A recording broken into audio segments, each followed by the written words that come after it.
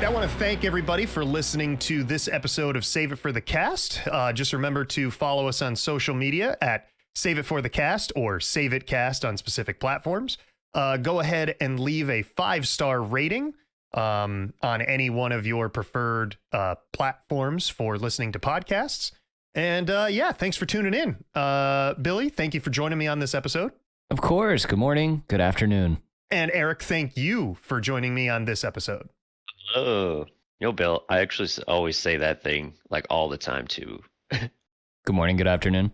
Yeah, to like my people in my meetings because I got you. They're all around the world. So yeah, it could be whatever. Who knows? So at least you got your bases covered. No, I figured we'd start off this episode a little differently because, every single time we do these, we always start off with the intro. So I figured I'd start off with the outro today, kind of mix it up. Totally makes sense. Yeah. Going backwards. Yeah. We're working backwards today. So first we got like the outro done, which is great. And then we'll do the intro at the end to accommodate for it. That isn't an original idea, by the way. That just is what it is. I just decided to do that for today. All right. But anyway, we've got the two eternal podcast boys on the show today. We've got Billy coming at us from a yard sale. Hey now. And we've got Eric coming at us from a garage sale. Oh, okay. I wonder what I got. I don't really know the logistics between a yard sale and a garage sale distinction. Like, I know that one generally happens in a yard and one generally happens in a garage. You nailed it. But I just don't know, like, why would someone want to have one over the other? Like, if you hear yard sale versus garage sale, does one seem more classy to you? Does one seem more like with it or hip? A yard sale right now would be more COVID safe. Yes, very true. I also think a yard sale, the distinction is it's kind of a wider gamut of products that are available, as the garage sale is a little bit more directed towards stuff that would be stored in the garage. That's just my opinion. Okay. See, when I was a kid, I used to go to babysitters because both my parents worked. So I, would go to garage sales with them all the time. So that is typically like, I grew up with the notion that the phrase was, hey, we're going to a garage sale today. Right. But of course, like, there's not a distinct thing like, okay, do you call a yard sale because it's in the yard? Or is it a garage sale because it's exclusively like in the garage or driveway? But what if there's spillage? Like, what if you have a garage sale that spills into the yard? Does it change? That makes it a yard sale. Okay, so the distinction is if product stretches to the yard, then it is now just classified as a yard sale. Yeah, and I would even say if anything is outside of the garage, like unless you're extending the driveway as a part of the garage, you know what I'm saying? Like anytime something's in grass, I'm saying that's a yard sale. It has to be yard. Okay, Now grass is I like that distinction. But what if, no, that's just not possible. Benefit of the garage is also it's element safe, right? Rains. Are you going to say if you planted a lawn in your garage? I was going to say, what if you had grass in your garage? Like turf, yeah. Okay. Now we're getting into a whole new territory. I don't even know what this is anymore. I want to meet the creature who's got turf in their garage. But see, what I appreciate is, what this podcast is partially doing for me is it's either confirming or uprooting preconceived notions that I've held throughout my life. So like now I've been going to garage sales my whole life, but I may have just been mislabeling them and I don't know. This show's doing a lot of things for me, let me tell you. It's opening up a lot of doors, hopefully. Really revving my engine. It gets me going through the week and through the Sundays, I guess. But yeah, so that's your random topic for the day, I suppose.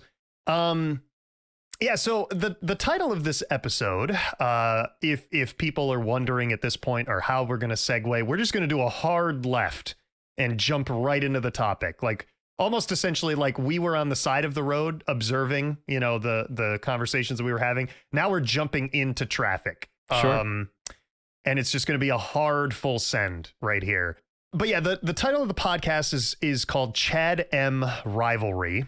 And it's a story about I want to say this is like 10 years ago now. Maybe we're creeping in like the 10 to 12 year range. I don't know why that was such a turbulent few years of my life, but it seems like a lot of stories come from that part of my life, like that time frame.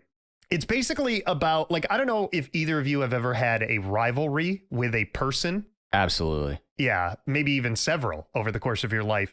The interesting thing about my rivalry with ChadM is that I never met them. I can't even say if it was guy, girl, non-binary, whatever. I don't know who they are. I never met them. And I had a rivalry with them. Right. And it consumed me for a brief period of my life. It was probably consuming that person too. Oh, yeah, definitely. In a different universe, he's probably doing a podcast talking about it as well. Now that would be wild. He's like, I met this fucking asshole. I met this fucking asshole named Aaron who I never met him, but he's an asshole. And that's all I know. Coincidentally, there is a story I will tell on a future episode of the podcast where someone called me an asshole, but that's for another day, another time. Sure. Yeah, but basically, if I guess we'll jump right into it if you gents are ready for the topic. Let's go.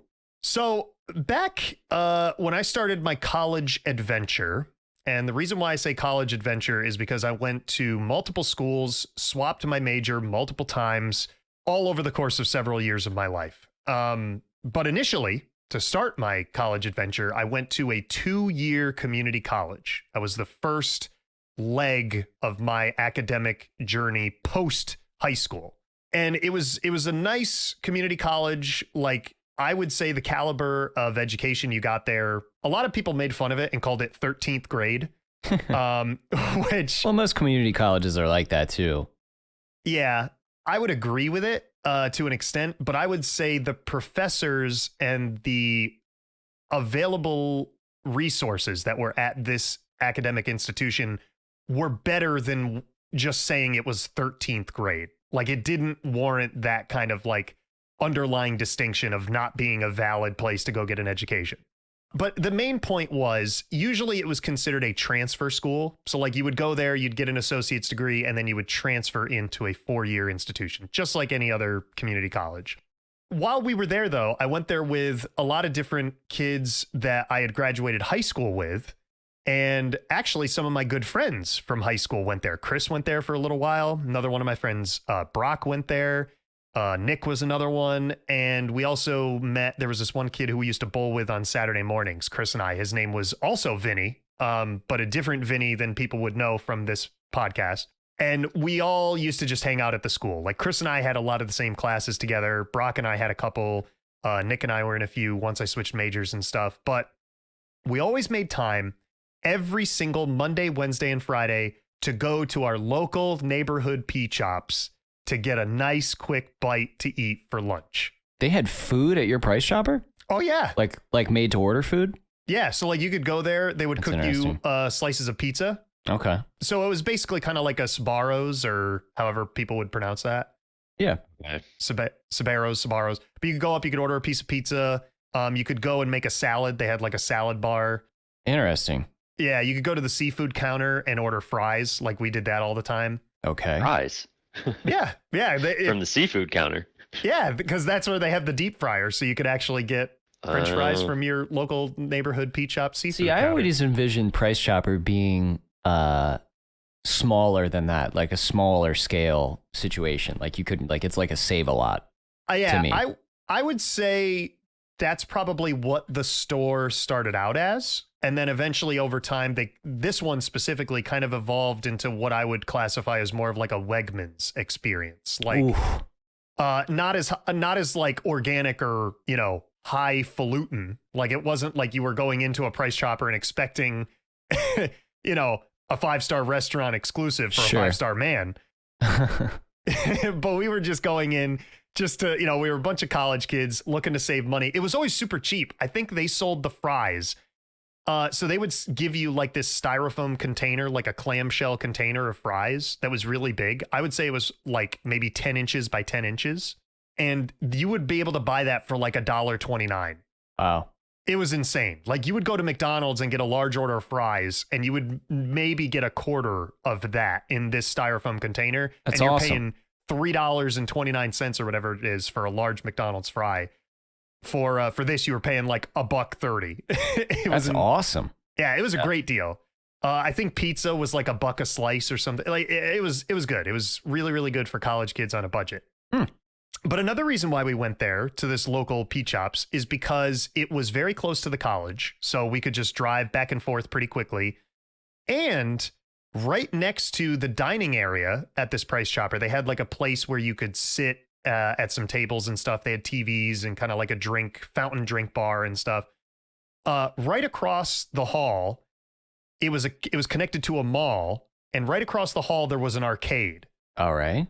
And we would spend our free time, what little free time we had on like our hour lunch break or whatever, we would just drive to Pete Shops, get our food, eat for like 10, 15, 20 minutes. And then we would spend like maybe 10, 15 minutes in this arcade. And eventually I found my favorite game.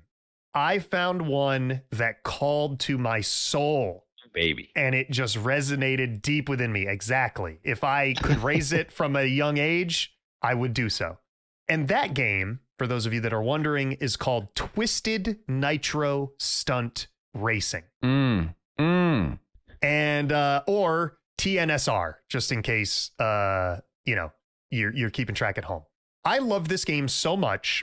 And I'll describe to you basically what it was. It was one of those arcade racing games where you would sit in a proverbial plastic car seat. Love that. You would insert your tokens to play because all of the machines in this arcade took tokens. Like you had to exchange either quarters or dollars for tokens. So if you put in a dollar bill, essentially you got 4 tokens. And this machine specifically cost 2 tokens. So I could get 2 rides for $1. 2 wars. 2 wars.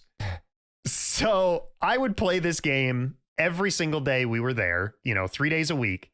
And to describe the game for those of you that have never heard of it or never played it, which I'm assuming is about 95.9% of the audience.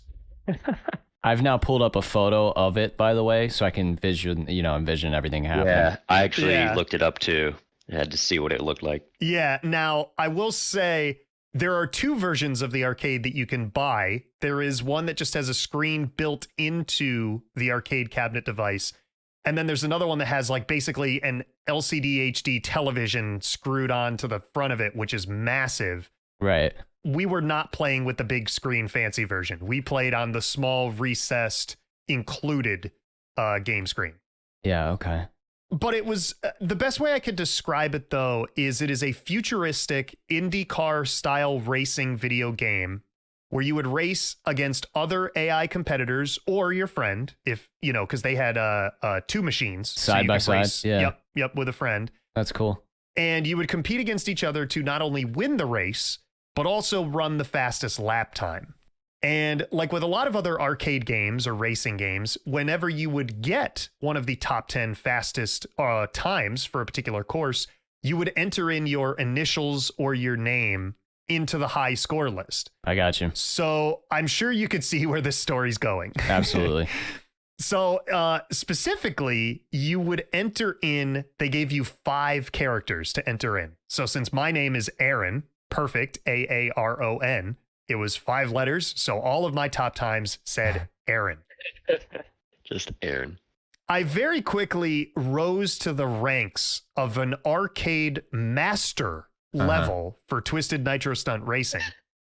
And I had the top times at all of the courses in the game. Not all at once. I think the most I had in my initial career, like my budding career, if you will, was 4 at one time. Wow.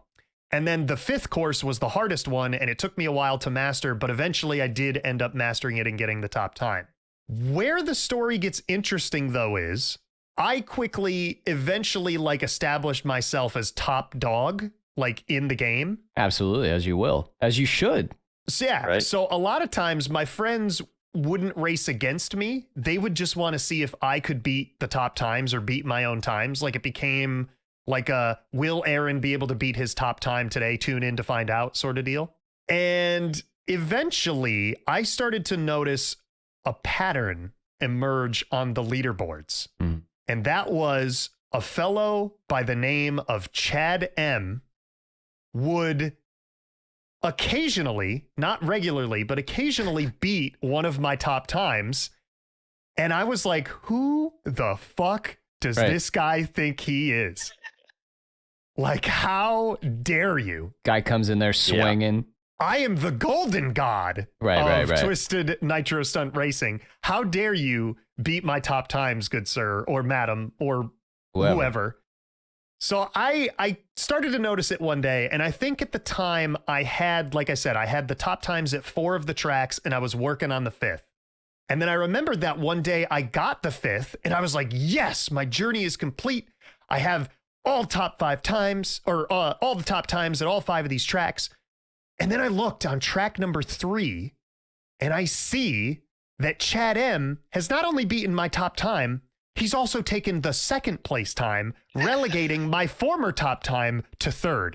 And I went, who the fuck do you think you are, Where's sir? this headed, guy? That's too much. So I took it as a challenge to whip ChadM's ass every single time that I could.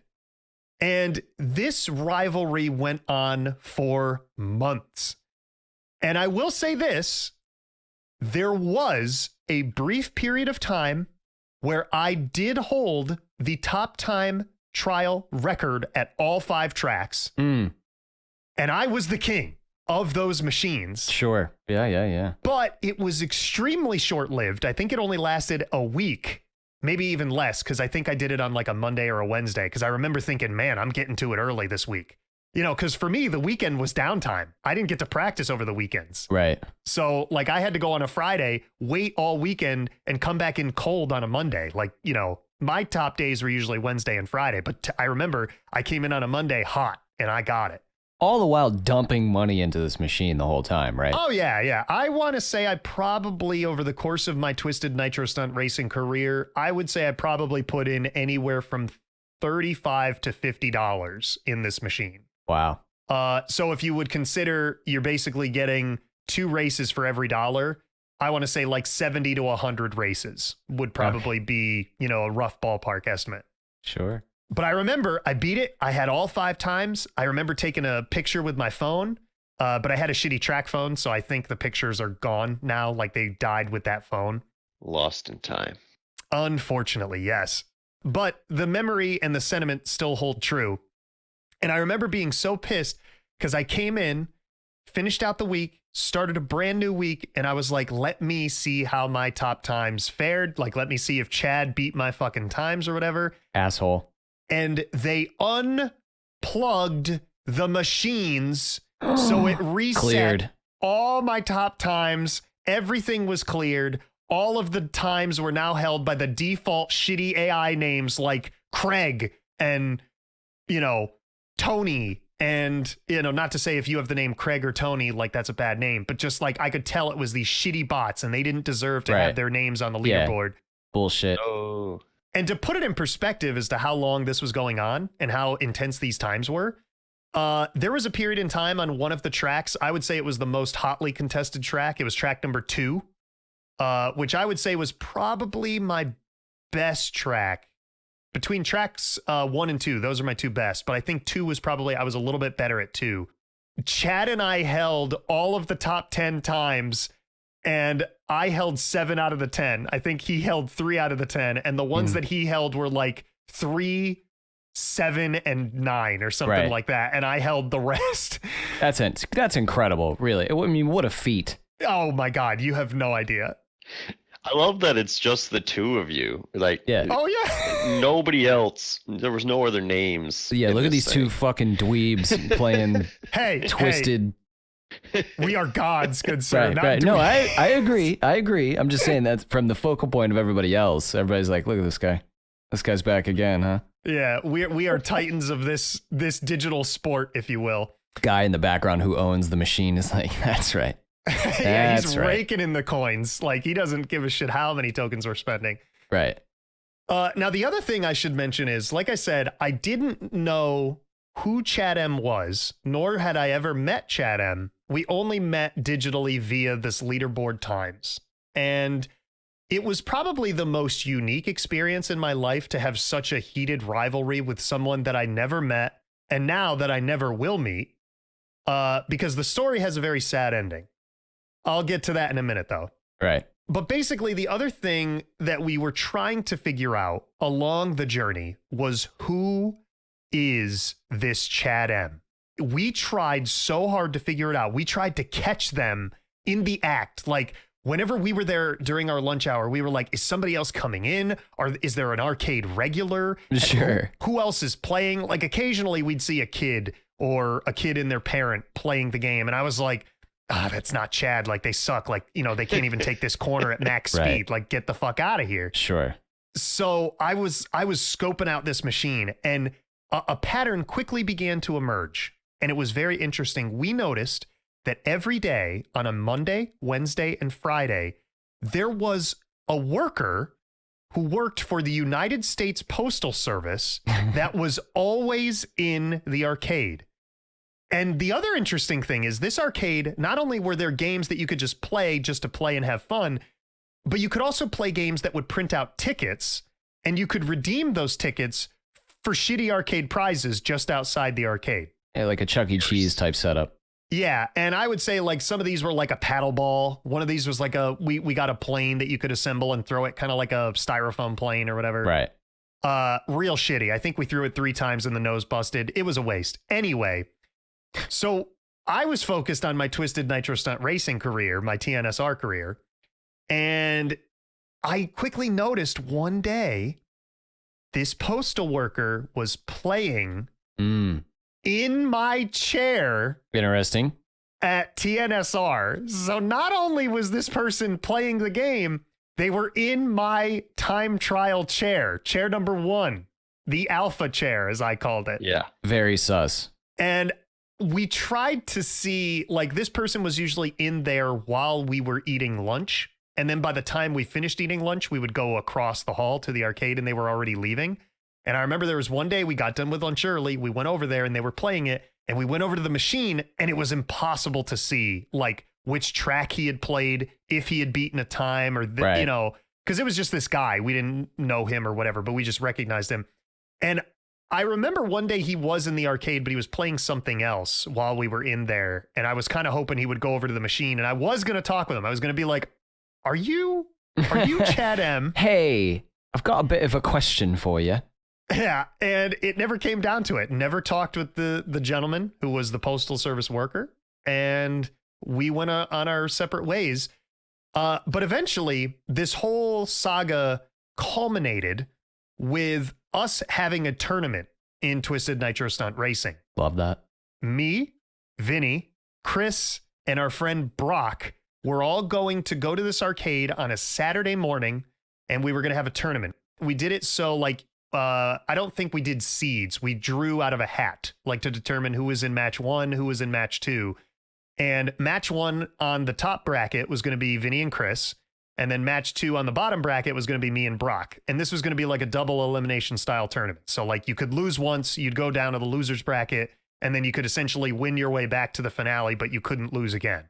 So we got the tournament all set up. We got it squared away. We figured out a Saturday morning when we were going to go and do this. We showed up at the arcade and we walk in, and there is an empty hole in the wall where the TNSR machine used to be. And Just ripped it out of there? and I went, where's my game? Right. What a shitty day. I was like, what's happening? We had a tournament scheduled. Like, are you, what? So I go outside because I noticed that there is a group of gentlemen that are moving stuff around in the arcade. And I'm like, Right. hey, what's going on? What happened to this game? And I look, and my beautiful time trial machine is sitting on the back of a truck. I should also mention there used to be 2 there. They had already taken 1 out. So they dwindled it down to 1 machine. Wow. So then this was the last machine, and we were just going to do like a time trial tournament to see, like, who would advance and stuff. Sure. And I look and I see my beautiful alpha machine just sitting on the back of a truck. And I said, excuse me, sir, like, hello. what's happening with this machine here? Like we came in to play it and now it's on the back of your truck. Yeah. And he said, oh, yeah, we got a call. You know, a lot of arcades in the area, they like to swap machines, or they like, you know, they'll have a machine and they want to put a new one in, whether this one isn't doing well or not. Like, we don't know. And we got a call. This machine's got to go to another arcade and it'll be replaced with another one. And I was like, no. Yeah, absolutely not. I'd like to veto. I was like, no. I'm like, I will buy this machine off of you. How much is it? And he said, it'll be a couple thousand. And I'm like, okay, I don't have that. So good day to you, sir. Okay, never mind.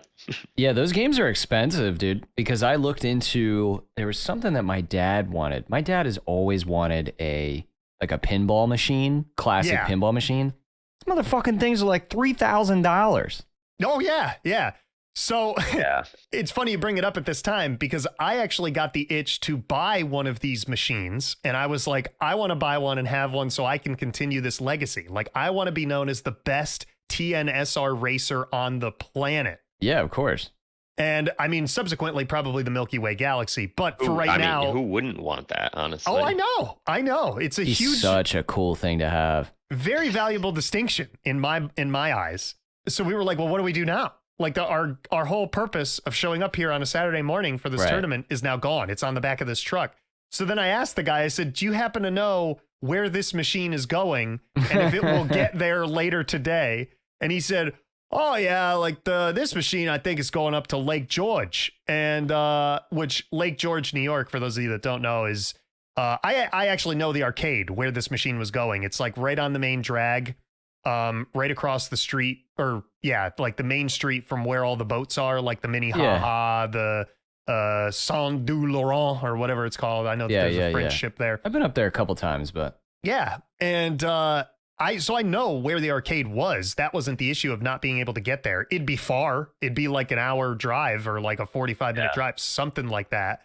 But, you know, we weren't just prepared to go up there that day because there was no guarantees that it was going to make it up there and be installed and playable by the end of the day. Yeah, there's no way to tell. Yeah, so I always said I was going to go back up there and play it one last time, and I never did. And it makes me sad because now you're broken. Yeah, I can't even tell you the last time I played the game. Like if I set a new time, if I beat ChadM, like I just have no idea. I had a game like that. We'd play at a bowling alley. A long silence. That's really all I had to say. Okay. It was we go to the bowling alley and they had a side-by-side of Cruis'n World. Oh yeah, love the Cruis'n World games. Kind of a similar thing, but a little bit more arcadey. Racing game. Mm-hmm. Very simple mechanics. You know, there wasn't really much to it. Wrecks were crazy, and I think the first one was Cruis'n USA, and then they basically the second game was Cruis'n World, which is essentially the same mechanics. They just added maps of the world. Do you remember the theme song to that game, Cruis'n in the USA? Yeah, it was like Cruis'n in the USA. Like it was really, really like early 2000s pop. It's a very, I just pulled up a video, like I'm watching this video and like, I hear that Cruis'n and like, dude, it literally sends me back to being in that fucking bowling alley and like being like, God, because if you won, you got a free race. You didn't have to pay for the next race. Yeah, exactly. And I remember there was a little like Easter egg. If you were going full speed, you could double tap the gas pedal and your car would do a wheelie. Yeah, and you'd just go flying. Yeah, and be like, oh, you're going so fast. Well, I got the double tap. I fucking loved that game. So I looked into buying one of those, but they were the same thing. It was like $1,500, $2,000 or something. Now, the other thing is with Cruis'n specifically, you could double tap the gas and do a wheelie. And I don't know if you know this, but if you hit the back of a car while you were doing a wheelie, you would do a backflip over them. Yeah, it was wild. It was what a absolutely game, dude. Wild. Like, oh God. But yeah, I mentioned, because now the cost has been brought up a couple times.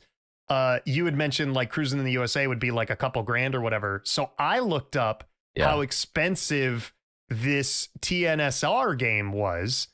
And at the time, the base version with not the big HD screen was $10,000. Wow. That's crazy. for one arcade cabinet. Wow. So like if I wanted to have a buddy come play with me, I would need at least 20 grand. Which I didn't have as a broke college kid. Sure. Working part-time at the student development center at our college. Why do you think those things are that expensive? Is it because like the technology is so older world that like it's like a collector, or like what physically makes it? Because like the computing power is obviously not that impressive. Oh, it's awful. So like what is so expensive about it? It's probably the materials that go into it. Like I'm sure the cabinet itself, like the screen is probably what? Like maybe a couple $100. Yeah. Because it's got to be form fitted. It's obviously not high resolution, but it's probably a couple $100. And then the actual arcade cabinet and assembly, whoever's building it is going to want to be compensated for their time, which is probably the most expensive. So then, you're paying for somebody's time plus a little bit of profit for yourself. So yeah, I would say it's kind of like the whole package. Like it isn't that it's just the technology, it's just the screen, it's just the cabinet. I would say it's everything. And then they're probably marking it up for like a, $1,000 or $2,000 profit margin or whatever on each machine. And of course, they're making money off of you playing it too, just by taking your money or tokens quarters or whatever. Yeah. So, but eventually I noticed the HD screen version of TNSR was $12,000. Oh my God. So I was like, man, someday I'll save up and I'll buy this game. I just hope that eventually they'll still make this thing new, or I can still buy a new one and not have to buy it secondhand off of an arcade. Cause I don't want like a booger encrusted steering wheel from, the neighborhood arcade. Yeah, that wouldn't be too nice. Yeah, that'd be kind of disgusting. So I went to their website. I mean, the shit's not going to be wrapped in plastic. That's for sure. It's going to have some, well, I can't imagine you can buy a new, you can? You can order it from the company's website, and the company that makes it, let me see if I could pull it up right here. It's made by a group of people called Primetime Amusements. And it says, I was just on this website, by the way. Yeah, and it says like you could like call to order it, and then you can go to their website and like it says, oh, here's all of our machines that you can buy that are new or whatever. And like they give you a huge thing. And when you're on there, it doesn't say that you can buy Twisted Nitro Stunt Racing new. Oh no, it's Global VR. Global VR. Not where's this website here? I was on Primetime, whatever. Yeah, so I'm on the website Global VR right here, and you can go to products and you can buy Twisted Nitro Stunt Racing, the deluxe cabinet, and it basically says, let me go here to this website. Another game. While you're thinking of this, I'm thinking of another game that I used to play at the fuck was this? It was like an Arctic something. Arctic Thunder. Is that it? Yep. It was a snowmobile racing game. What a game. And what was incredible about that is they actually got you immersed in, not only were you riding on a plastic snowmobile and you could lean with it, but they blew fans at you. They blew fucking air on you. To simulate traveling fast. And I think what was the crazy thing about that game is, like, sure, you were racing snowmobiles, but like one of the characters was like a giant gorilla that would punch people. There was like this robot. Awesome. So see, like, call back to a past episode, they would allow a super gorilla to race in the Arctic Thunder Racing League. Right. And so why not play in the NFL? Sure. But yeah, so that was another good one. I love that game, dude. Same company, I think, made it, but a different game called Hydro Thunder, which was boat racing. That was the water one, yep. Another excellent game. Yes. And I felt like that one, the chair for it, I thought you were sitting in an interesting position for that one, because the Arctic Thunder, you're like bent over on like a bench or like the seat of a jet ski. Or, you're on like your stomach essentially racing if you're leaning far forward on this like snowmobile device. It was like a weird flat futuristic snowmobile. Man, what a time! I always liked honestly. the motorcycle ones, and you would lean the motorcycle. Yeah. Like, what's the game? I used to play this game as a kid on like computer. It was like my first like computer game. I think it was called Road Rash. Ooh, I don't Is that know. it? It could be. The name is kind of familiar. Yeah, it was an EA game. Came out in, oh my God, September of 91. To actually piggyback off of what you said, Eric, with the arcade machines where you would be on the motorcycle and you could lean, in this arcade where all of this rivalry happened with ChadM, I saw a kid racing on a motorcycle machine fall off of the bike. What an asshole. And he hit the ground hard. What a dick. And it was one of these where it was just, you hear it like he's racing. He's like, ha, ha, ha, ha, boom. And then you hear, ah, and he's just screaming. And his mom comes over and he's like, oh, are you okay? Are you okay? To no one's surprise, that motorcycle machine was then taken out of that arcade within a week's time. Oh, God. Now I'm thinking about all these games that like are similar to what you're describing that I used to play. It's retro week, I guess, this week on the podcast. It brings back a lot of good memories. I don't know if either of you ever played. Did either of you have like a PlayStation 1, a single generation? Yeah, but I didn't have a ton of games on it, mostly because I couldn't figure out, my 5-year-old brain couldn't figure out how to beat the first Spyro game. Right, and then you were pretty much just done with it. Yeah. I used to play this game called Jet Moto 2. It was like, basically think of like a motorcycle, but it like was a hovercraft kind of deal. It was like a jet propulsed floating, like a flying motorcycle kind of deal. I definitely didn't play that one. And like, I used to play it at my buddy's house, and I remember like that's all that I wanted to do is play fucking Jet Moto 2. And I remember for my I don't think it was my 21st birthday, for like my 25th birthday, he gave me the original disc in its case for my birthday, just as like a nostalgia value. Yeah. And we were moving into this condo that we're at here, and I was like, I mean, what am I keeping this for? And I can't bring myself to throw it away because it's just like Jet Moto 2 was just, look that up, fun, and the soundtrack slapped. So, Jet Moto 2, that it even comes up before I typed in Jet Moto. Yeah, like the original Jet Moto was like total dog meat. Oh, wow. And then they made this and it was just, oh, what a game. Side note, obviously this is not a knock on Jet Moto 2, just any older games. We passed these graphics off back in the day as being revolutionary, but I'm looking now and this puddle of grass looks like swamp water. I remember this game looking so fucking sick. Being like, oh my God, like I'm immersed. I'm flying this rocket bike off a building.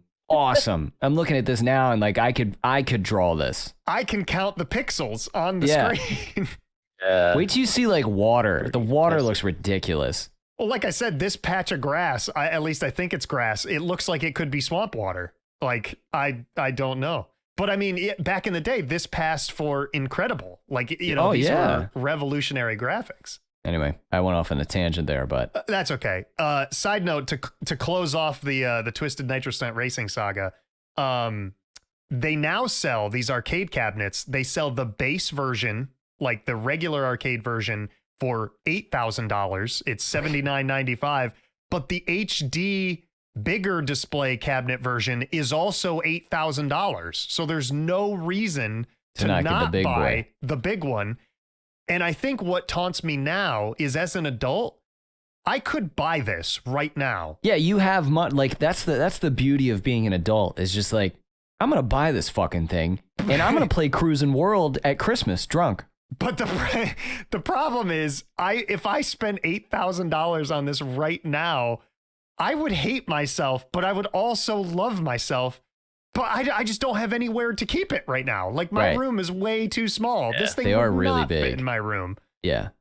So I'm just forever, like I'm basically waiting for the day where, like, when I get my own place, my own house and stuff, I'm just going to fucking buy it. And I'm not going to look back, and I'm going to break all the time records. It'll be plugged in forever. So I will never lose it. What a sick thing to have too. Well, I guess the problem is if you lose power, I lose my records.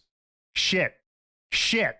There's a flaw in my plan here. Yeah, that would be awful. Fuck. Well, I guess I just have to constantly, like, either download the records or take pictures. I was going to say there might be a way to like hard hack the CPU to it and like maybe set it so it doesn't delete. You know what I mean? Yeah, almost like keep a backup on a computer, and then I could always just reset it from that backup if the power goes out or whatever. Yeah. I'm sure there's something I could do. But oh yeah, see right here on the site it says link up to 4 cabinets. So then, you could play 4 player. Wow. We could play us 3 and another 4th guest, whoever we want. Like, can you imagine? Eventually, just so the audience knows, I will own Twisted Nitro Stunt Racing, this deluxe cabinet. And I'm gonna break all sorts of time records, and and I will additionally own Cruis'n World. Well, how did you look up while we were talking and stuff how much that's gonna cost you? It's like $1,500.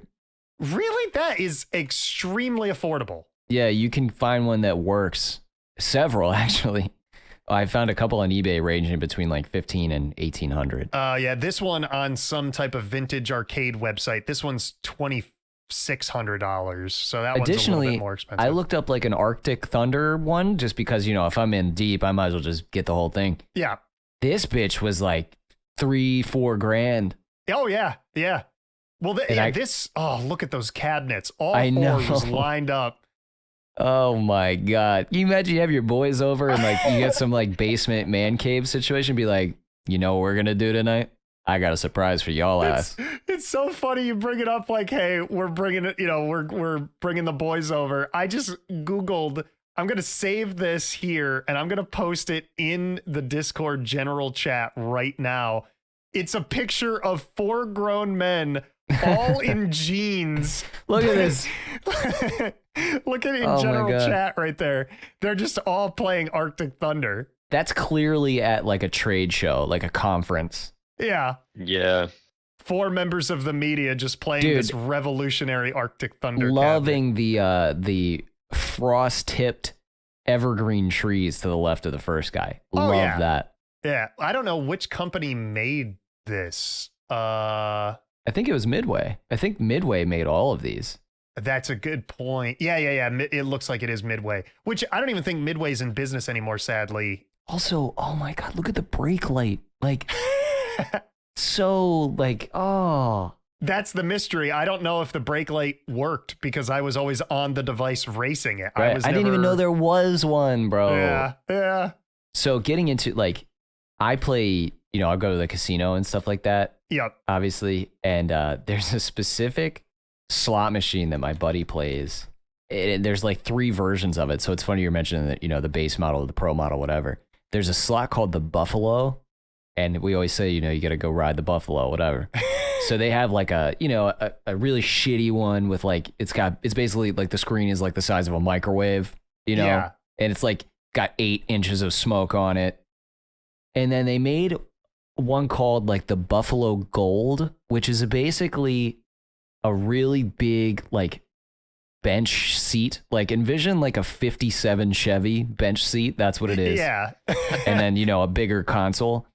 They have this one called the Buffalo Grand that like you basically climb into this fucking thing. You're like in like a, one of those cup seats, like a racing seat, super comfortable. And the screen like arcs up and over your head. Oh, wow. On like this big curve, like not as condensed as like a C, but it's in that shape. You know what I'm saying? Yeah, and the lights, the sounds on this fucking thing, you never want to leave. It's like a boomerang, like a lazy C that exactly. It's curved at the bottom, curved at the top to provide like that viewing experience. Exactly. I think the closest thing in my childhood life that I could relate to was obviously not a C, but you had to bend your neck to look at it as if you were forming a backward C with your body, is going to Walmart and trying out the game demos where you had to angle your head up because they would keep the TV screens like that because they wanted to encourage kids not playing that long because your neck would just start to hurt after like 5 minutes.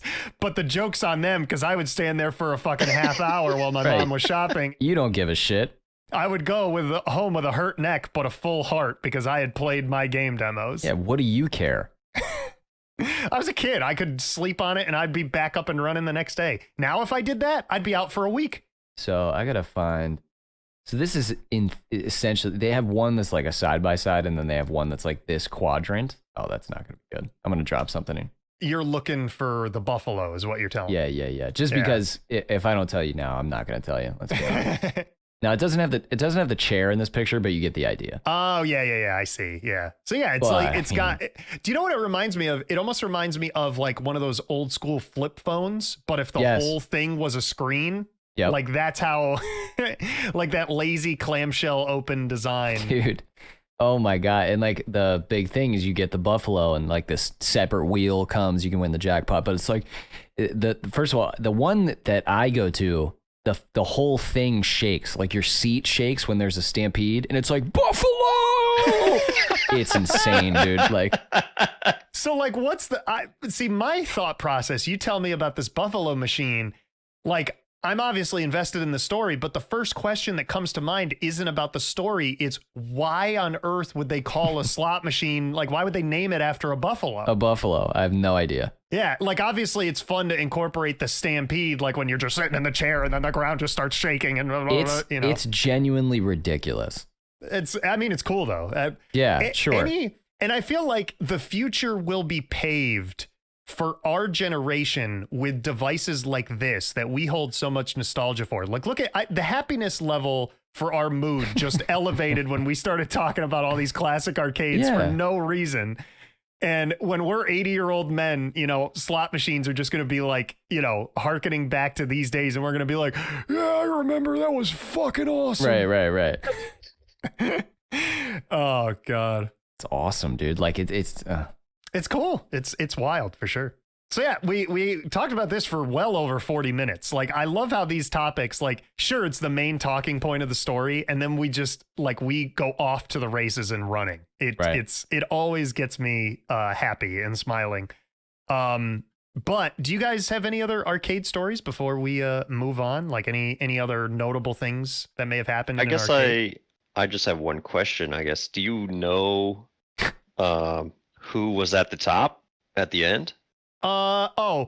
So yeah. Because I should also mention, still never met Chad, never figured out who it was, never saw his name or their name or whoever's name on any other records for any other machines. So it just died that day that the machine left.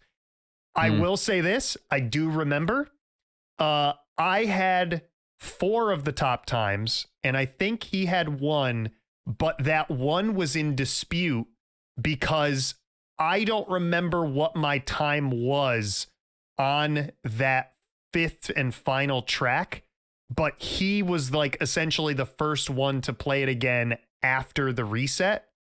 So I want to say he was number 1 on the 5th track, but I don't think it was better than my time at track number 5 when it was reset. So the real king still reigned, me. Yeah. In short, it's me. But I do remember, I basically gave it to him. I said it was 4-1 at the end of the life. I think once we started this little rivalry, I think there was only 1 or 2 instances where he had the majority. Like, he had 3 and I had 2. He never had 4 and I had 1, or he had all 5 and I had 0. Like, I was in command. I was the Cobra commander. What a great time, man. It's a good story because it's something where a lot of people probably can't relate to that direct scenario, but at the same time, they can relate to having a rival and competing with them over something so trivial. And it's like, right, this guy or girl or person, like, are you kidding me? The guy was all up in your grill. Yeah, but so I don't even drink, but like I would, you know, if I ever knew who ChadM was one day, like I would pay for his drink and I would sit back and I'd be like, remember the good old days when, you know, we were going for those top times? I'd be having like an iced tea or whatever and he'd have like a beer. Make it a Long Island iced tea for you. No. Okay. But the next thing that I wanted to segue in, and it kind of pivots quite well, is I wanted to talk about some car troubles because car video games or racing games into cars, it's not that big of a stretch. But do either of you have like a car trouble story that you want to share or anything like that? I mean, I've had things go wrong for sure. Anything funny or entertaining? Funny, no, because it was fucking horrifying when things like that happen. It's bad for you.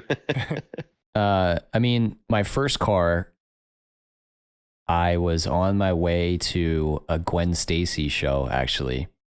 Gwen Stefani, or who's Gwen Stacy? Gwen Stacy, old school 4-piece metal band.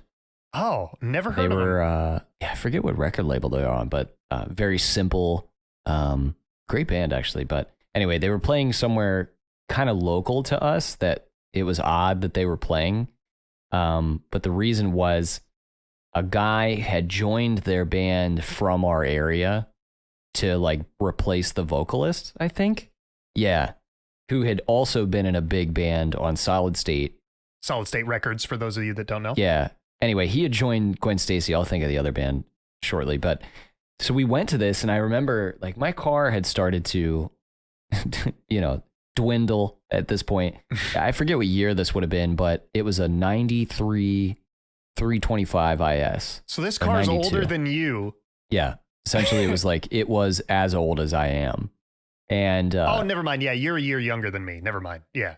So the sweet brag. So I'm coming up to the exit, and like it starts to like die. Like the lights start to go off. And I think basically ultimately what was happening was the alternator was starting to go bad. So like I'd just lose complete power. And this is before power steering. So like my shit would just shut off, like basically.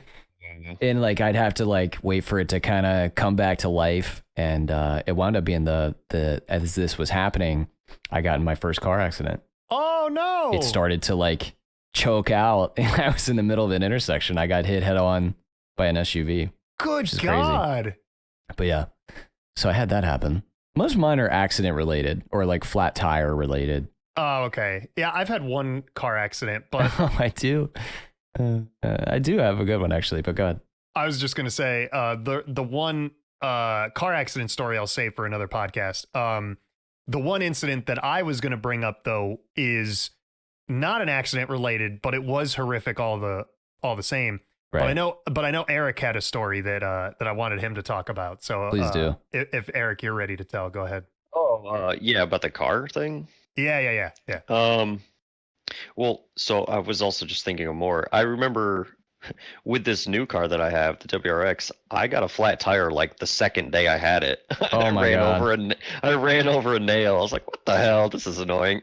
That would piss me. Oh man, that would send me. So that was annoying, but it was a perfect puncture, so it was an easy fix. So that's just some random thing. New tire, or did you get like that green goo that you shoved in there? I just went to a tire shop and they fixed it for free. So I don't know. That's nice. Whatever they did. They probably felt bad for you. So Zach and I, right, we went to the same college, and this college was like 3.5 hours north of us. It was a good drive. I'll censor it out, but just so you know, Bill, was the name of the college. Cool. Yeah, it was a long drive, and a few times, like when we just had breaks or holidays or whatever, instead of driving separately, we would just, one of us would do the driving. It just made sense because we were roommates too. It was like literally we were just together. And I remember one time driving back up there after a break. And so we have all of our stuff, like bags and stuff that we're bringing back up. And one thing that would always happen coming back, it would look like we just went to the grocery store pretty much. Like we'd be bringing bags and bags of food up with us. Yeah. Makes sense.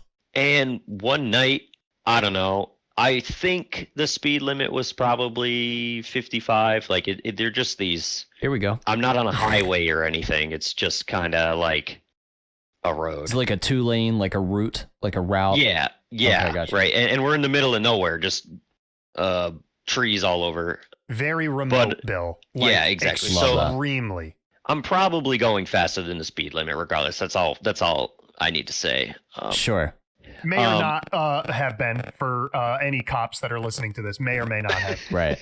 Well, so that's where I'm going, actually. I think, I don't remember exact logistics, but I think I remember passing a cop just sitting on the side. It was dark by now, so I really don't remember exactly. But I think I passed a cop, and I was like, whoa, man, I think I might have been going like 15 or 20 over at that point. Uh-oh.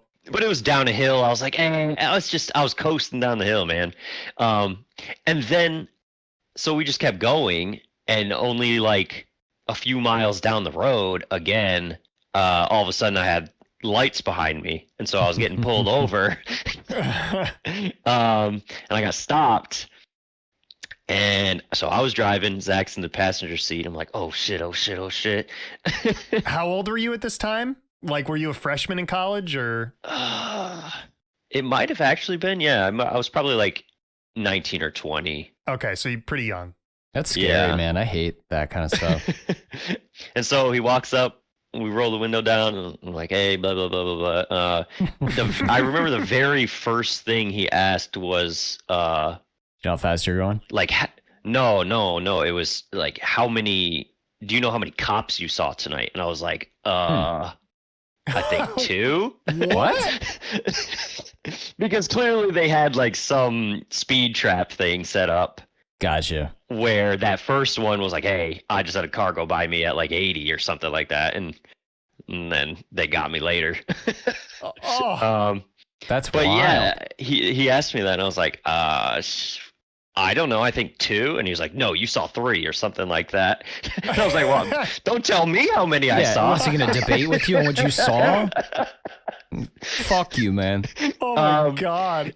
And so, of course, talking more, and he's shining a flashlight in the car, looking like he sees all the food and stuff in the back seat. He's asking like, I'm getting there. Okay. He's asking like, just what we're doing, where we're going, back up to school, like for what reason. And I was like, I think it was a holiday. It would honestly, so it was like some holiday had happened. And I was just like, well, I don't know. I don't really pay attention, but it was a holiday. And he was like, okay, sure, whatever. And yeah, so he saw all the food in the back, and he actually made me get out of the car. What? I had to get out of the car, and I was standing out behind, like at my trunk, while Zach was still in the car. And I remember him asking me, like, I see all this food that you have. Is there something else in the car that like you should tell me about? No. And I was like, what? No. The balls on this guy. I know, right? And I was like, well, there's no way. The only drugs that would be in here, if anything, would be like headache medicine or something, like some Advil. Sure. Yeah. If there even is anything in here. I was like, no, dude, we don't have any drugs. Right. What are you talking about? Yeah, I got a brick of cocaine right under the seat right here. I know. And he even, so I don't know if this was true, but he even said, I remember him saying, because I have a dog in my back seat, and I could get him out and he could figure it out if there's anything in there. I was like, What? dude, no way. Right. I was like, I don't have anything, man, at all. Just let me go back up to school. And then eventually he did. Like, he just let me go with nothing. I didn't get any speeding ticket or anything. I don't even remember talking about speed, so I don't know if that was even That's crazy. an issue. I'd be so Wow. thrown off by that first question. Yeah. How many cops did you see? Yeah, Motherfucker, yeah. none. Why do you think I'm sitting here? 0.0. I remember that. And yet we got back in. I got back in the car, and Zach was just like, dude, what the hell was that? That dude, what's wrong with him? I don't know, to be man. like, if I had bigger balls, like I would have said to the cop, like he would have been like, all right, so how many cops did you see tonight? I would have been like, how many do you think I saw? Right. Just like something just to mess with him just a little bit. Like, you want to mess with me, I'll mess with you, sort of deal. Give it right back. Yeah, I don't know. That was wild. Wow.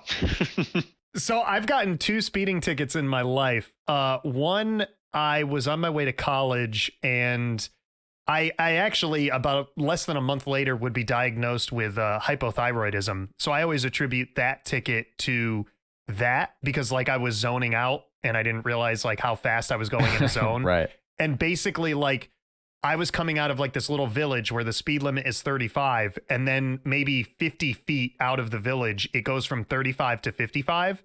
So like I was speeding up to get from 35 to 55. And when I was at the sign, I was probably already doing like 50. So I was still under what the new speed limit would be, but I was over what the old speed limit was. Tough. So yeah, the cop didn't give me any leeway and I got a ticket for that. That's ridiculous.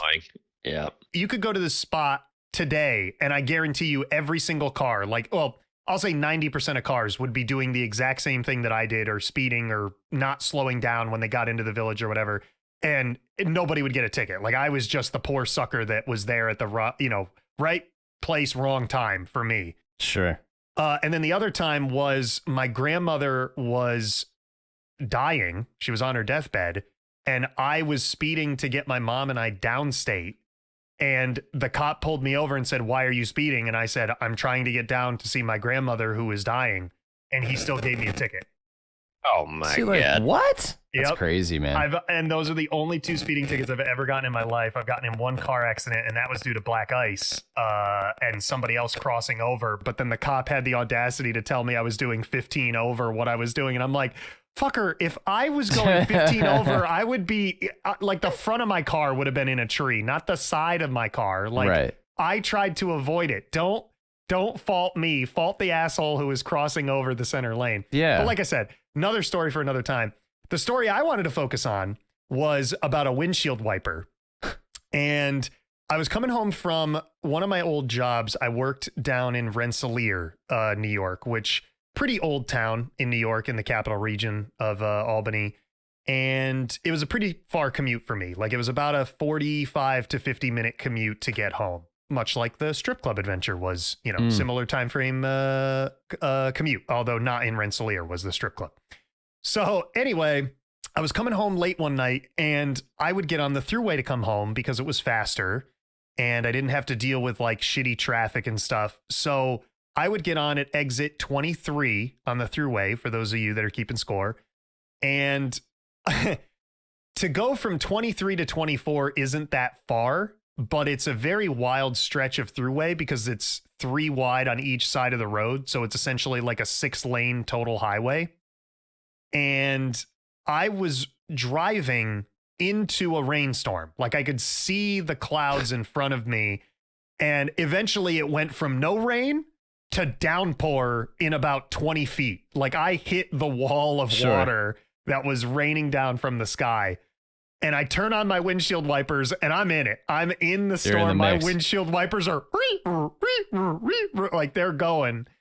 And I make it about, I want to say 1.5 miles down the road from where I turned my windshield wipers on. And all of a sudden, I just hear this noise. And I heard like a, and then I heard a, and what the noise was my windshield wiper on the driver's side detaching from its lock-in clamp.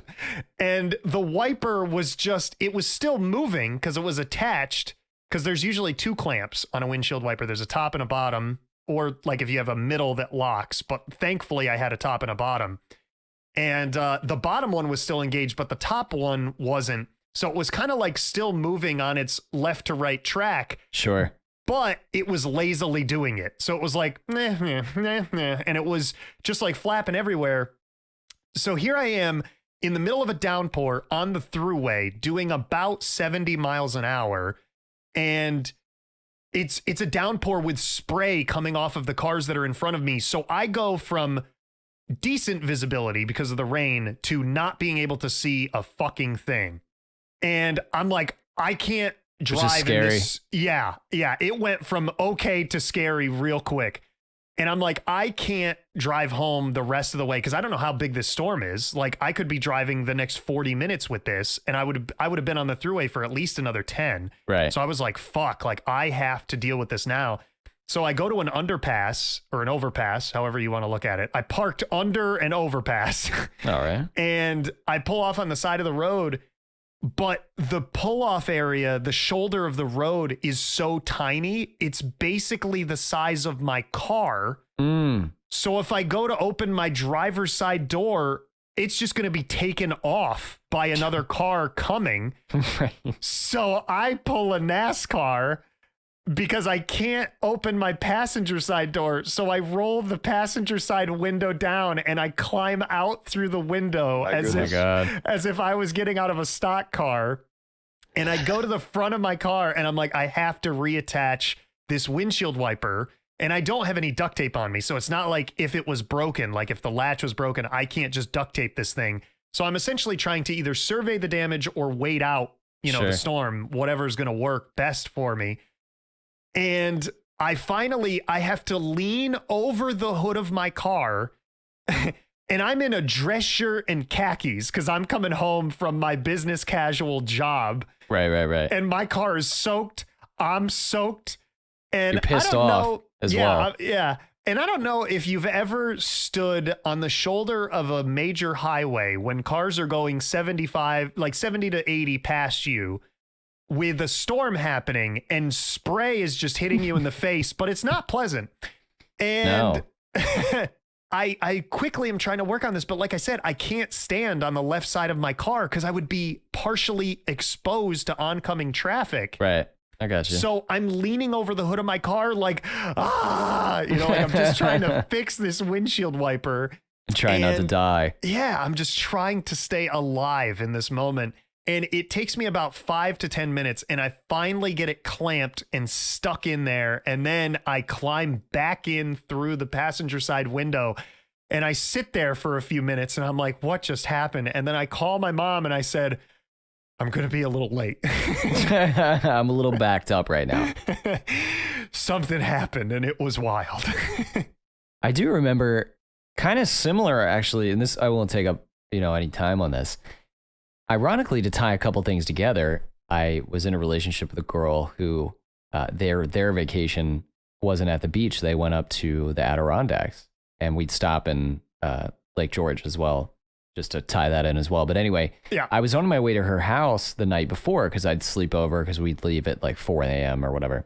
Same car as the Beamer, the early one. Now I kept driving it because I was a kid. I was in, I drove it throughout community college and stuff like that.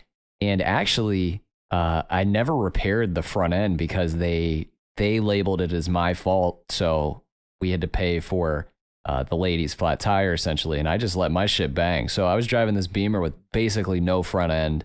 At one point, the headlight was just the bulb hanging out of the fucking bumper. Somehow it passed inspection, right? Good God. So I'm driving this thing and at this point, the car was really starting to break down completely. Uh-huh. It was really starting to break down. Like all kinds of stuff was going on. The muffler fell off. I remember I thought it was leaking gas at one point because the gauge, I basically rode it till the wheels came off. Anyway, I'm on my way to her house in the downpouring rain. And I noticed that I wanted to crack the window because it was getting a little fogged up. Mm-hmm. And I cracked it and the window just slowly slid the whole way down in the pouring rain on the highway. So at this point, I'm having a full blown panic attack because I'm like, A, what is happening? B, I'm soaked, the car is going to be soaked. And I think we were going to go to dinner right then. I was meeting them at the house to pick me up. So come to find out later on that the window regulator had broken. So as I'm driving, it's a 5-speed manual car too. I'm trying to downshift, get off the exit and hold the window up with my fucking bare hand with the other hand. Oh, God. And I'm pushing it up and then I have to turn. So I take my hand away and it would slowly slide back down. So I literally just had to fucking hold the window up as I got to her house. And I remember I pulled in her driveway and they had a dip down. As soon as you pulled in, you went down probably 50-degree angle into their driveway. And I remember I was in such a high gear because I couldn't take any more time to shift. Yeah. So I'm pulling in the driveway, literally whoa, in fifth gear. And her dad's is this your first time driving this fucking car? I was dude, don't even talk to me, man. And I remember we jammed something into the window to keep it up the whole week because I had to leave my car there.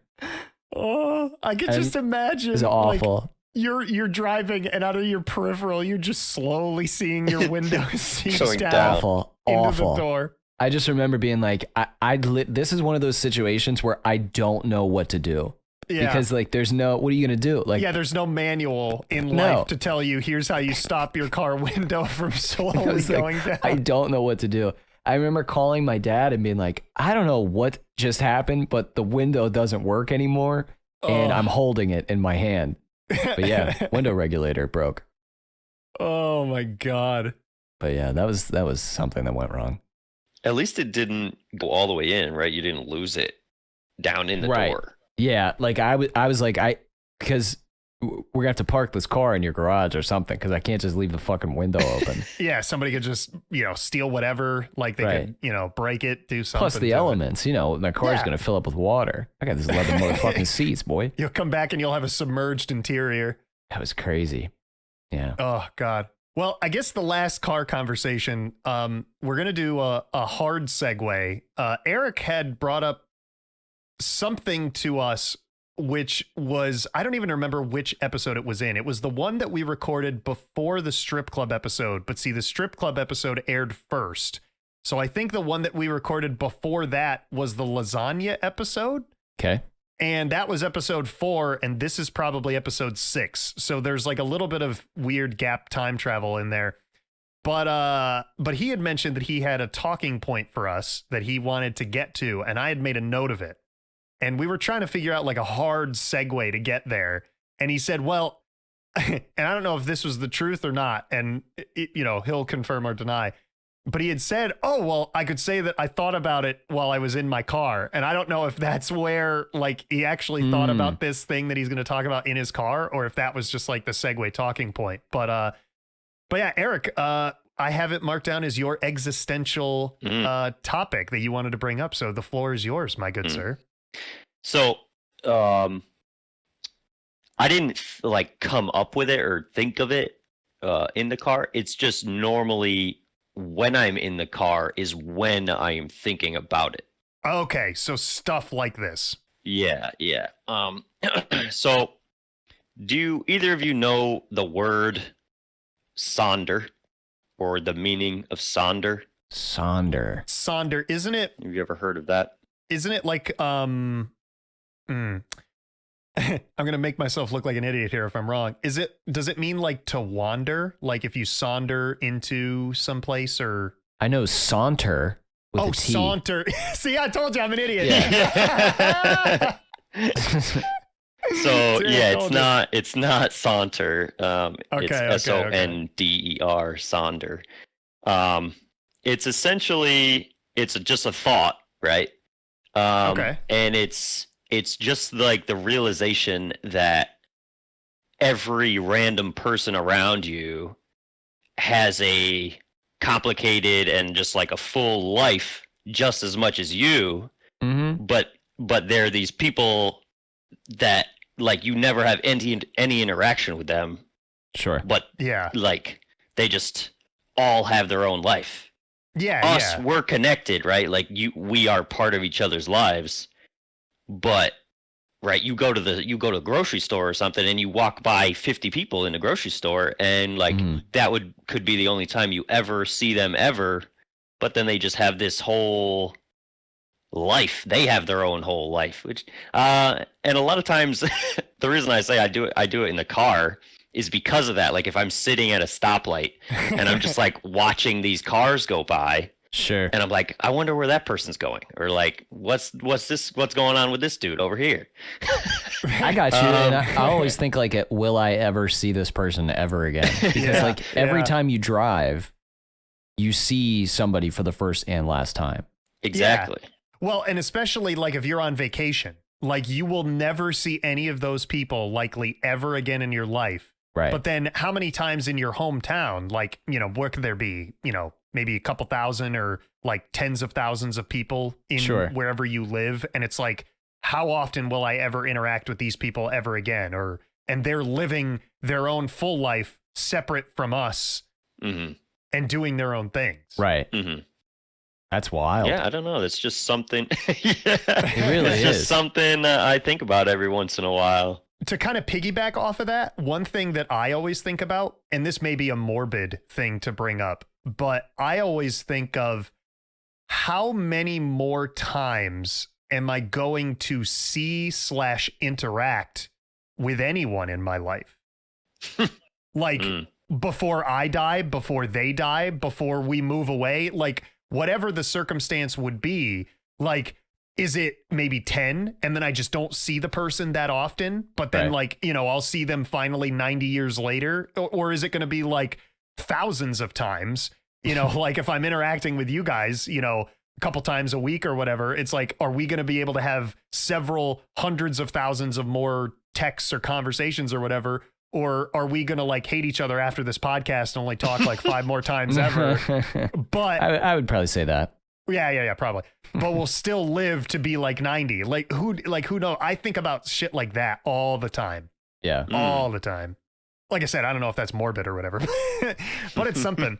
That's probably fine. But yeah, the final topic, because I know this is definitely going to be the longest podcast we've had so far, which, yeah, and like I I said, have to unlock the door because Megan's on her way home. Oh, okay. So I'll make this real quick. Yeah, just leave her out there. That's all right. Sure. That bodes well. It's been a little while since we've done one of these. You gents have. But I figured we would do another Chuck Klosterman's hypothetical situations. Add a drum roll, Aaron. Okay, no drum roll, thanks. Yeah, that's the wrong one.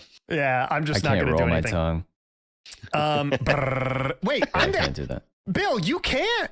I can do it like with my throat, but I can't do it with my tongue. Like I do like a growl. I do like like all of my great friends in life, I'm the only one who can do that. Like trill my R's. Think about what else you can do with that fucking thing.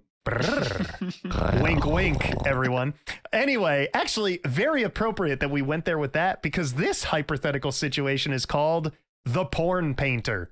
Oh, all right. So I will read the scenario and subsequent question to all of you right now. You need to have the inside of your home painted. A thorough online search of available professional painters indicates that one candidate is especially ideal for your needs. He has earned high approval ratings from past employers and is relatively inexpensive. However, when you contact him by phone, he mentions one strange detail about his work habits. He insists on watching pornography while painting. Don't worry, I don't masturbate to it. It's just for entertainment, he says. But it's the only way I like to paint. This being the case, I will need to use your DVD player to view my personal collection of erotic films while I work. First of all, who's using it? Go ahead. I may also use your cable service to purchase on-demand or pay-per-view pornographic movies. But I will itemize any movies I watch and subtract the cost from your overall bill. The question is, do you employ this pornography enthusiast as your house painter? The floor is yours. Eric? Yeah, I would. I think I would too, except I draw the line at using my on-demand. Yeah, that. Oh, okay. So I agree with that. Maybe, I mean, I guess, right, he's going to itemize. Aaron said he would itemize and reduce the cost, but... would you want that showing up on your cable bill? Right. Yeah, I don't think I would really care about that much, but I guess I would say, okay, please don't do that. You can pop in whatever DVD you want. I don't care. I'll sit there and watch it with you, like whatever. Like you're not sure if you want Horny Hipsters 9 on your cable bill. Yeah, I mean, yeah, I guess so. That is weird that he is going to purchase something from like through me. Yeah. As you. Yeah, that's weird. I don't know about that. Here's my question. I feel like this card, obviously this game was made sub 2016, because I think that's when I bought it. Like prior to 2016, I guess I should say. But I think this question would take on this scenario would take on a very different meaning or tone in a post-COVID world.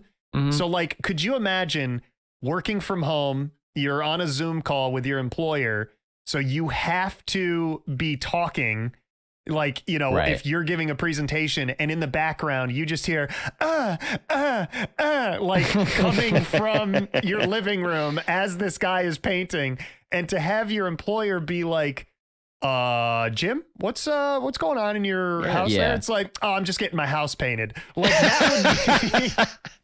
that would be the weirdest and hardest statement to like pass off as being like acceptable, I feel like. Yeah, I got to say yes, but until you're purchasing, I'm still yes. And until he's purchasing something. Yeah. So it would be a yes, but with the slight caveat of I'm not sure how I would feel about the pay-per-view content showing up on my cable bill.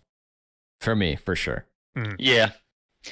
I thought it was going to end up, I thought he was going to say like he was going to be painting in the nude or something like that. But yeah.